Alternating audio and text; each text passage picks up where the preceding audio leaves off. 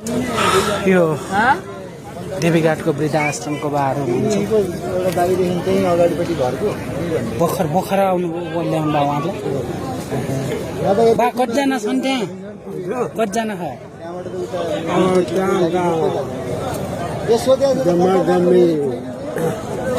खोला हेरे त्यहीँ बस्नु भएको थियो कि भाग्नु भएको थियो कि कता? अघि बाढी आउँदाखेरि त्यहीँ बस्नु भएको थियो कि भाग्नु?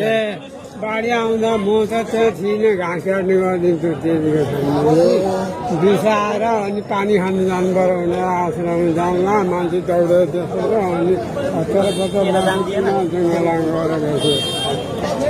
केही त भएन नि तपाईँलाई? यता पछि खोला आउँदाखेरि आइसक्यो। आइसकेको थिएँ खोला आउँदा चाहिँ म घर हस् हस् हस्।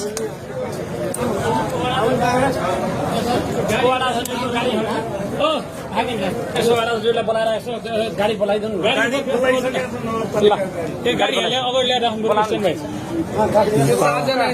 देख्न सक्नुहुन्छ यसरी कति राख्नु भएको छ। गाह्रो पर्छ हजुरलाई, गाह्रो पर्छ। उहाँलाई पुर्या थियो सर?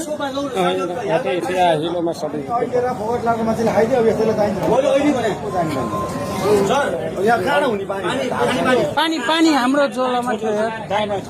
रूपक सर कताजना भयो? वृद्धाश्रमका बा आमाहरू यसरी भएको अवस्थामा देख्न सक्नुहुन्छ।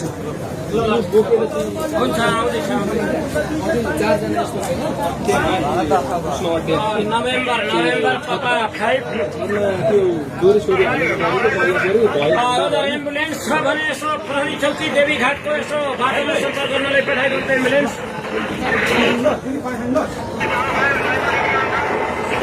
एम्बुलेन्स। देवीघाटको यो चौकीसम्म यसरी आएको छ र यहाँको आश्रम देवीघाट आश्रममा वृद्ध बा आमा फसिएको अवस्थामा नेपाल प्रहरीले उद्धार गरिएको छ र यहाँका समस्याहरूको यो पनि पुरै तार छ त्यहाँ। करेन्टका चाहिँ निभाह करेन्ट त निभाह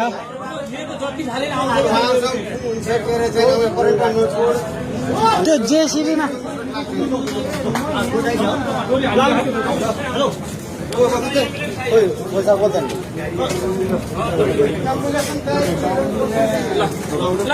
एम्बुलेन्स आउने भयो सर? ए भाइ यो डोरी कहाँ छ? निमे कहाँ छ? डोरी पक्रेर भन्छ